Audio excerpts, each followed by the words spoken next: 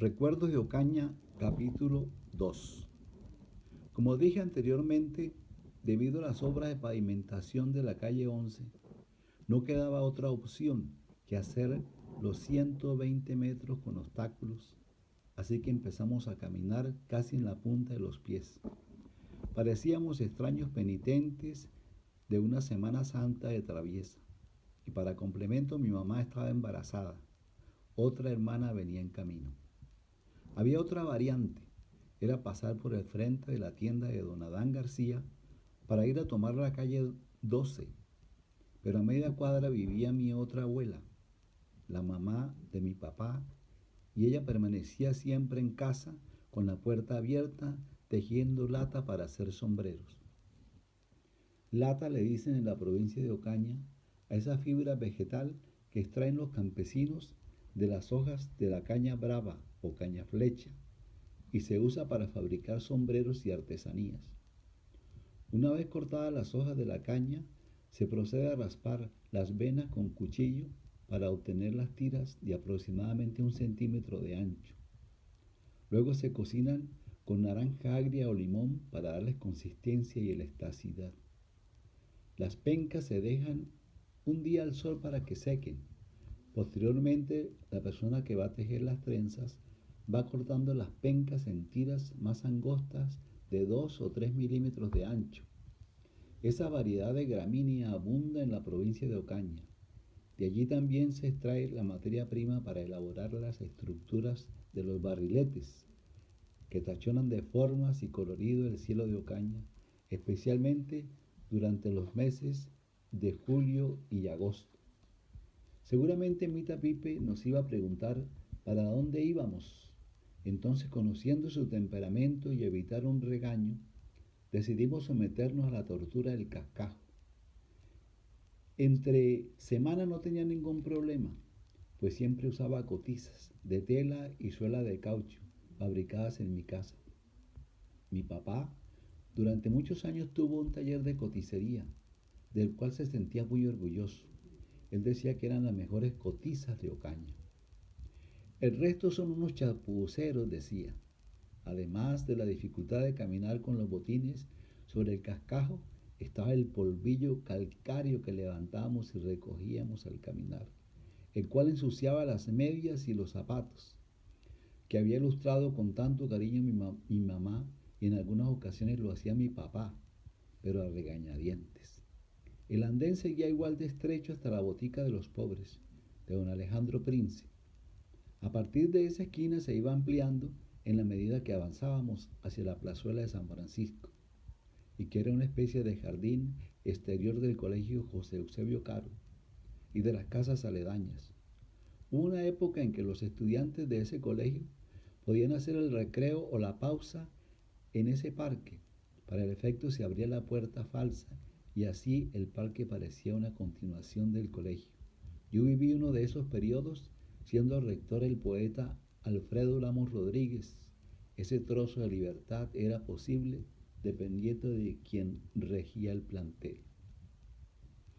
Todos mis hermanos estudiaron en ese colegio localizado en predios de lo que hoy se considera el barrio del Carretero, de ladrillo y techa de teja española, cuyos muros exteriores permanecen sin revocar, con distribución arquitectónica interior tradicional, de aulas amplias y ventiladas, de patios con corredores de ambas plantas.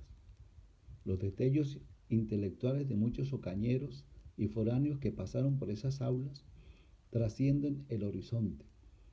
Médicos, abogados, ingenieros, filósofos, músicos, sacerdotes, políticos, artistas e intelectuales. Muchos de ellos son destacadas y meritorias posiciones en el ámbito nacional e internacional. Los hijos que mostraban buena disposición para el estudio, sus padres hacían los máximos esfuerzos para procurarles la mejor educación. En colegios, en escuelas normales, en institutos, seminarios y hasta la misma universidad, que era la máxima aspiración y el orgullo familiar. Tener un profesional en la familia era algo que sonaba con mucha fuerza y desde luego repercutía en todo el entorno familiar. En mi tiempo de estudios formales conocí a muchachos muy buenos y además excelentes estudiantes e investigadores natos, pero sus padres no contaban con los recursos necesarios para proporcionarles una educación de alto nivel y en el momento adecuado. Entonces terminaron casados, defendiéndose en puestos públicos o en talleres particulares. Eran cerebros frustrados.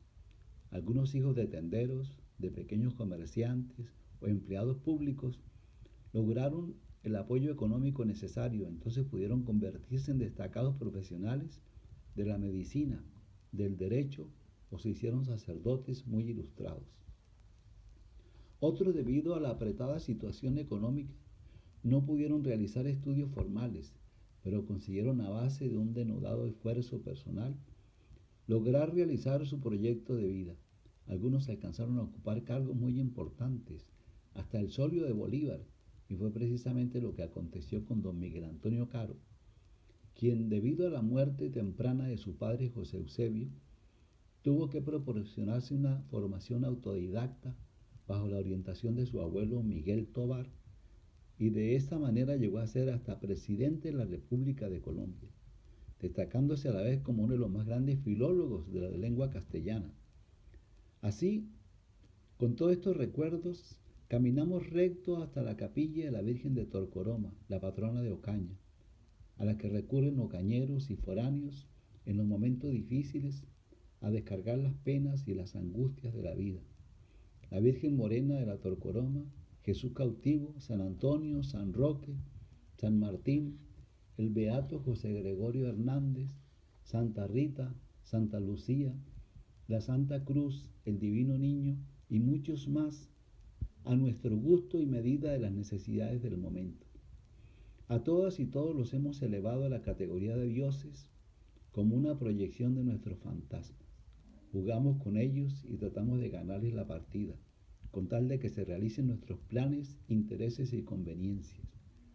Es un juego bastante extraño, pero que deja muchas satisfacciones internas. Es como una especie de gimnasia espiritual que mitiga los sinsabores y las calamidades de la vida.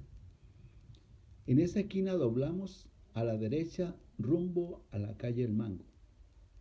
De allí en adelante tuvimos que sortear unos 200 metros totalmente empedrados y en bajada, hasta llegar a una pequeña explanada arenosa, contigua a la casa de Ramón el Cacho. Desconozco por qué le pusieron ese apodo a ese señor con pinta de pescador irlandés y que trabajaba como caleta, pero no de costal de fique y pretal, sino de carreta con timón y frenos. Ese carretón tenía casi 2 metros de largo por 1 metro de ancho. Un hijo era su ayudante permanente. Antes tuvimos que hacer otro rodeo obligado por la quebradita La Cagona, en donde abundan los churros y los cerdos disputándose los excrementos y demás suciedades que arrastraba el riachuelo. El hedor a cloaca era penetrante. Tápese en la nariz, advirtió mi mamá. Paralela a esa quebrada había una hilera de casas que tenían como acceso un andén compuesto de trozos de madera, suspendido por guayas de acero y alambre. Parecía un pasadizo de tugurio veneciano. Unos metros más adelante se juntan 2 quebradas más, una que viene del Camino Real y se denomina Los Surquitos, y la otra que nace bastante arriba de la iglesia de San Antonio, en un lugar que llaman Los Apartaderos. En ambas quebradas era común ver a las mujeres lavando ropa o cargando agua limpia en ollas y peroles para preparar los alimentos, y que sacaban de los pozos excavados en las peñas al lado de las quebradas. Avanzando por la explanada llegábamos directamente a la plazuela Tacaloa y de allí teníamos que seguir hasta la esquina de arriba en donde se observaba a la distancia la casa y el puente de madera con cables de acero a los lados como una especie de pasamanos, por el cual teníamos que pasar y vadear 3 quebradas a la vez. Justo allí se formaba un río, el Chiquito, en aquel entonces caudaloso y respetable por sus crecidas en las temporadas de invierno. Sobre ese puente se apostaban pescadores furtivos con sendos lazos y costales de fique para atrapar gallinas, cerdos, muebles y enseres que arrastraba ese río. Después que amainaba la lluvia, era casi un espectáculo obligado ir a ver los estragos producidos, y la gente silenciosa iba armando una larga fila en la orilla, pensando en las posibles pérdidas ocurridas y las víctimas. Una vez que se atravesaba el puente, ya estaba uno en la entrada del Camino Real. Estos caminos, llamados reales, se entrecruzan por toda la geografía nacional y más en la época de la independencia, y la mayoría fueron construidos por los españoles en los tiempos de la colonia. Por ellos transitaban, además de los humanos con sus mercancías y sus afanes, el ganado bovino y ovino. Aunque muchos tramos han ido desapareciendo, en siglos anteriores fueron principal vía de comunicación entre pueblos, ciudades hacia el río, hacia el mar. Si antes sirvieran para transportar todo tipo de mercancías, ahora sirven como surcos por donde suelen transcurrir los sueños y las ideas. Ellos nos invitan a rememorar el pasado. A través de estos caminos nos llegaron las novedades, se impulsó el progreso, pero a la vez se aseguró la conservación de algunas tradiciones que el tiempo implacable se ha encargado de difuminar entre la maleza y la insensibilidad de los gobernantes locales y nacionales. Unos 200 metros más arriba, caminando por una calle perfectamente empedrada y tapizada de cagajón de burro, al final estaba la casa de María Rojas, mi abuela, la que tenía por costumbre hacerse largas trenzas con el cabello. Ella vivía con un hijo, mi tío Pablo Ramón Durán, su esposa María Carrascal y los nietos de mi abuela, Álvaro y Hortensia, además de otro nieto, Jorge, hijo también de mi tío. Este lo tuvo con otra mujer que se llamaba Ana Cecilia. Él era el mayor de la casa, pues Silva, otra hija que tuvo mi tío con Zenaida, era la mayor de todos, pero ella vivía en casa aparte. Mi tío era miembro del Partido Conservador y muy católico, apuesto, alto y de contextura fuerte, con la quijada más cuadrada que redonda, siempre bien afeitado. Usaba saco, pantalón de paño con guardapolvo, camisa blanca, tocado con un sombrero de fieltro de color negro, azul oscuro o gris. Lo usaba ligeramente inclinado hacia la derecha. Tenía todo el aire de un actor de cine, de esos que impusieron muchas modas y costumbres y que nos llegaron a través de las manidas producciones cinematográficas de Hollywood. Cuando era joven, le gustaba ir al cine, pues ese era el furor de la época. El pelo corto y bien cuidado, con una calva que amenazaba extenderse implacable, pero que sabía ocultar con el sombrero. También su rostro permanecía a la sombra de su sombrero. Jamás usó corbata. En la calle caminaba rápido y a grandes zancadas como si fuera a cobrar una herencia o lo estuviera persiguiendo a alguien. Después de muchos años, decidió comprar una tienda en el mercado público de la ciudad de Ocaña. Allí, como pretexto, vendía pescado seco, huevos de tortuga, yuca y plátanos, pero lo principal era la venta de aguardiente, tres brincos y tabaco. Ya los guardias de rentas y los policías nacionales y municipales sabían que mi tío vendía ese licor prohibido por las autoridades, pero casi nunca le pusieron problema, solo cuando se presentaba una fuerte discusión o pelea en su interior. Todas las tardes a las 4 cerraba el pequeño local y se marchaba directo a su casa. Acostumbraba a llevar en la mano siempre una bolsa de hule, bastante fuerte, en cuyo interior guardaba algún pescado, verdura o pan, pero lo que no podía faltar era su revólver. Era grande, negro, un Smith & Wesson calibre 44, único en su estado y completamente original. Yo le decía a mi tío que esas balas parecían de cañón y mi tío sonreía. Una de esas fue la que le metí al hijo de Jesús Torres. Está vivo de pura vaina, me dijo. Efectivamente, ya la abuela nos había relatado el caso.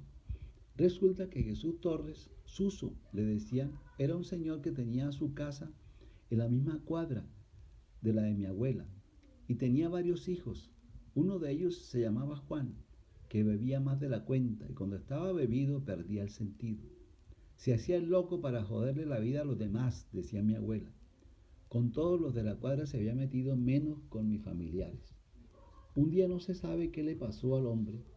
Estaba bebido y llegó a tocar la puerta de la casa de mi abuela. Le dijo que le abriera, que quería entrar, y ella le respondió que se fuera a molestar a otra parte, que ella estaba sola. Abuela cerró las ventanas de la puerta. Entonces el hombre comenzó a patear la puerta y a mentarle la madre, a gritarle vieja bruja. Esto lo hacía por intervalos. Se iba a su casa y regresaba con la misma cantaleta. Abuela se puso de rodillas a rezar a los santos. Les pedía calma para el borracho y que alguien retuviera a mi tío con cualquier pretexto en la tienda para que no pudiera llegar en ese momento a la casa. Para complementar ese día, llegó más temprano de lo habitual. Iban a ser las 4:30 de la tarde. Para entrar tuvo que abrir con la llave y abrió las ventanas de par en par. Mi tío se quedó un poco extrañado cuando vio a mi abuela un poco nerviosa. ¿Por qué estaban las ventanas cerradas?, preguntó. Abuela, dejando a un lado la camándula y tratando de disimular la preocupación, le contó el problema que tenía con el borracho. Ojalá vuelva para que vea el susto que se va a llevar, dijo mi tío. Mi tío se estaba quitando los zapatos para ponerse las chanclas, cuando oyó unos golpes en la puerta y los madrazos del borracho. De inmediato y sin pensarlo dos veces, desenfundó el revólver y desde el patio le hizo un disparo al hombre. La bala pegó primero en un travesaño de la ventana y de rebote se incrustó en el hombro izquierdo del borracho, con tanta fuerza que lo hizo dar media vuelta antes de caer al piso. Mi tío fue a salir, pero mi abuela y su esposa María, que ya había regresado, lo abrazaron dando gritos para que no saliera. En medio de la trifulca y el alboroto que armaron los perros, María corrió y cerró las ventanas. En ese momento ya estaban llegando varios familiares del herido. Adentro se escuchaban los lamentos y los gritos del borracho. Me mató Pablo Ramón, me mató Pablo Ramón. Los familiares, con la ayuda de unos vecinos, recogieron el herido y de inmediato lo llevaron a una clínica de la ciudad. El hombre se salvó de esa, pero mi tío tuvo que correr con todos los gastos de la clínica. Ni el herido ni sus familiares pusieron ninguna denuncia y la cosa no pasó a mayores. Los familiares sabían que desde mucho tiempo atrás se estaba ganando el susto o algo peor. Mi tío siguió conservando la amistad con los familiares del herido. Pero cuando el hombre estaba parado en la puerta de la casa y en la distancia veía venir a Pablo Ramón Durán, se le disparaba no el arma, sino las alarmas de su instinto de conservación y se deslizaba sigilosamente como perro regañado al interior de la casa. Ya los familiares sabían que mi tío venía. Otro que probó el temperamento y el revólver de mi tío Pablo Ramón fue un repartidor de cervezas. El hombre acostumbraba a pasar con el camión cargado de cervezas a toda velocidad por la calle estrecha, en ese momento ya pavimentada, y mi tío siempre le gritaba: ¡Ey, cuidado con los niños! Pero el hombre persistía en su atrevimiento. Un día lo oyó venir y salió rápido a la puerta de la tienda. El hombre venía veloz, como de costumbre, y mi tío le gritó: ¿Que vas a matar a un niño, hijo de puta?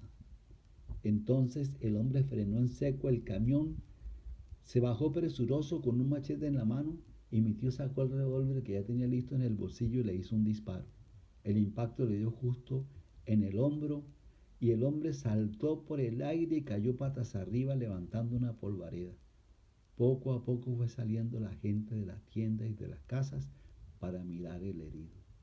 Está vivo, que alguien lo lleve al hospital, al hospital, al hospital, gritaba en coro la gente. Un conductor de un automóvil se abrió paso entre los noveleros y con la ayuda de dos personas recogieron el herido, lo montaron en el carro y lo llevaron para el hospital. Mientras tanto, mi abuela María se paseaba por el patio de la casa con la camándula en la mano, encomendándole a la Santísima Virgen, a todos los santos, la vida del infeliz conductor. Al poco rato del suceso, Hortensia, la hija de mi tío, llamó a mi mamá para contarle el problema. Mi mamá se encargó de avisarnos a nosotros y poco a poco fuimos llegando a la casa de mi abuela para estar con nuestro tío en ese momento difícil. También llegaban muchos vecinos y amigos de mi tío a brindarle su solidaridad y a decirle que él tenía la razón, que desde hacía mucho tiempo se le había advertido a ese señor que disminuyera la velocidad y no atendía por las buenas. Allí permanecimos acompañando a mi tío hasta tarde de la noche, en espera de que pudiera llegar los familiares del herido o los policías, pero no sucedió nada, ni esa noche ni los días siguientes. Mi tío siguió haciendo su vida normal.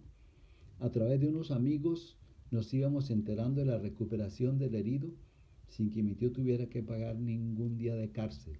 Simplemente nadie puso la denuncia. Algunos vecinos llamaron por teléfono a la empresa propietaria del camión repartidor para que vinieran a llevárselo, pues estaba obstruyendo la vía. Interludio. El Colegio José Eusebio Caro fue fundado en 1911 para perpetuar la memoria de uno de los hijos más destacados de la ciudad de Ocaña. Hijo de don Francisco Javier Caro y de doña Nicolasa Ibáñez. Precisamente el colegio se construyó en donde estaba la casa en la cual nació el 5 de marzo de 1817 el eminente poeta, escritor y político colombiano. Sus primeras poesías y ensayos están impregnados de esa realidad política y social tan particular en la cual le tocó vivir. Fue fundador del Partido Conservador de Colombia y junto con Mariano Ospina Rodríguez redactó la declaración del partido.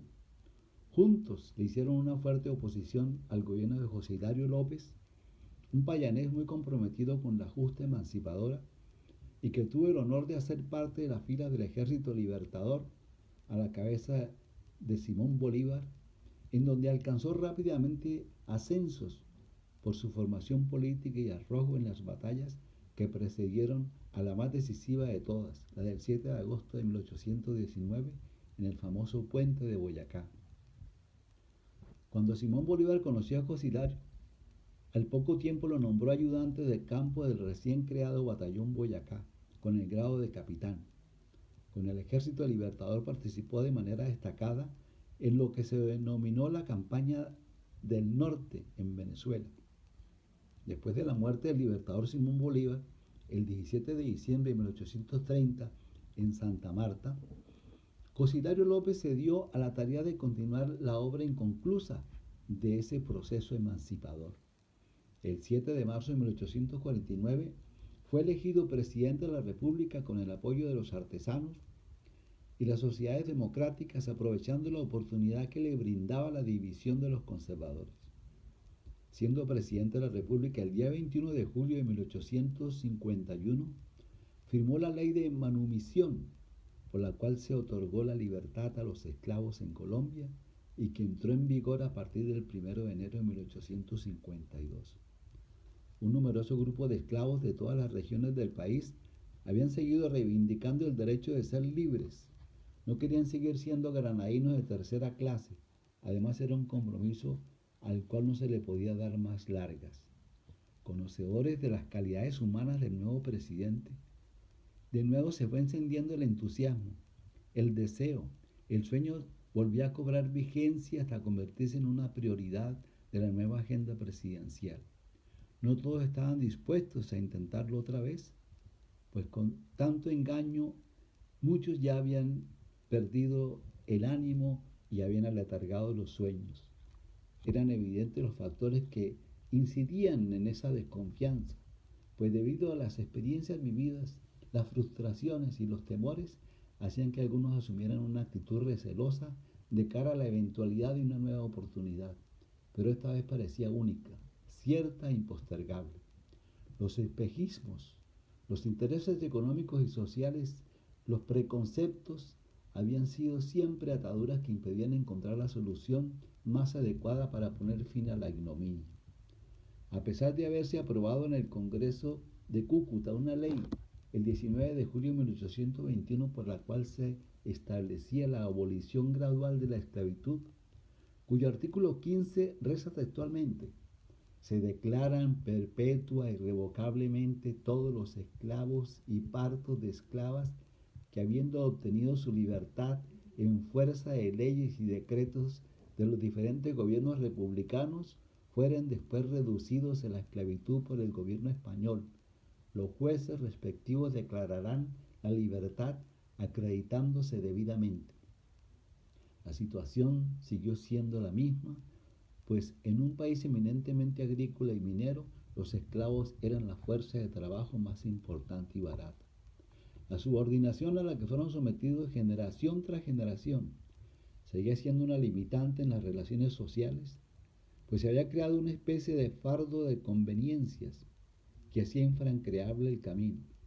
Los esclavos, a pesar de haber ofrendado su sangre en igualdad de riesgo y condiciones, nunca tuvieron la potestad para decidir, para definir iniciativas hacia procesos concretos que les permitieran por lo menos vislumbrar una salida honrosa con la cual se pudiera saldar esa deuda histórica, social y moral.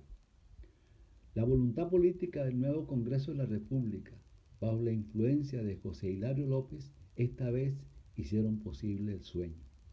Ese 1 de enero de 1852 hubo un gran alborozo nacional.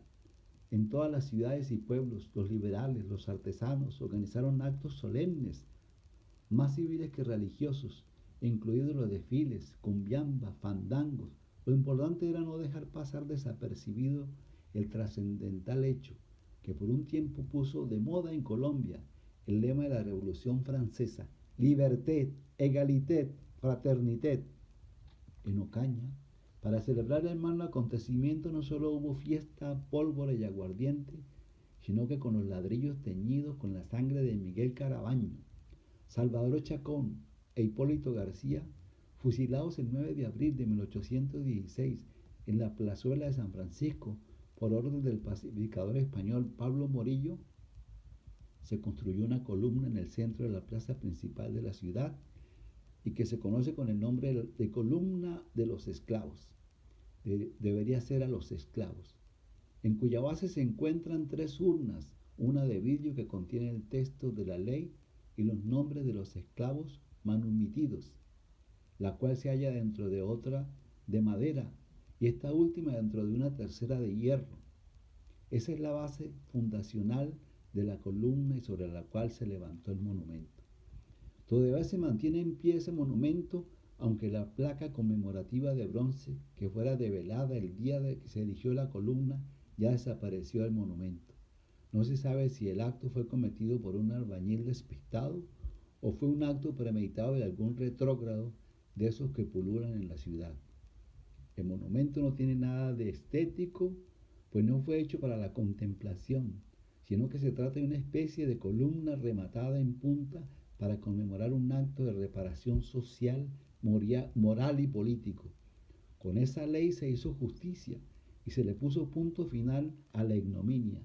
La columna sin esa placa conmemorativa pierde significado y deja en el limbo a los visitantes que requieran una información corta y precisa sobre la razón de su existencia. Espero que la columna siga allí, en su sitio original, como recuerdo del pasado y fe de cumplimiento de una promesa hecha a miles y miles de esclavos durante los inicios de la justa emancipadora. El nivel de aceptación entre sus correligionarios, la capacidad militar, el respeto a las leyes y sus conocimientos políticos fue seguramente la causa del distanciamiento entre José Hilario López y el general Simón Bolívar, y lo acercaron a Francisco de Paula Santander. En el año 1828, siendo jefe del Estado Mayor General y comandante general del departamento de Azuay, se levantó en armas contra el mismo Bolívar. En esa lucha contó con el apoyo de otro gran amigo de Bolívar, el coronel José María Obando. En 1832, siendo presidente de la República el general Francisco de Paula Santander, lo nombró jefe militar de Bogotá y en 1834 gobernador de Cartagena. José Hilario López fue un ferviente defensor del federalismo y la autonomía de los estados. Además de la liberación de los esclavos, su gobierno puso en marcha numerosas medidas liberales y reformistas, como la supresión de la pena de muerte por delitos políticos y el establecimiento del sufragio universal y la enseñanza obligatoria. El espíritu indomable de José Hilario López y otros tantos personajes del siglo XIX, la fogosidad, la fuerza combativa de estos hombres y mujeres siguen siendo para muchos un motivo de admiración, un aporte invaluable y un claro ejemplo de lucha por las reivindicaciones sociales y políticas. Ese fuego de inconformidad se debe traducir en fuerza liberadora, en ejemplo a seguir en cada rincón de América Latina, en donde se quiere y se debe vivir en paz, pero con justicia social.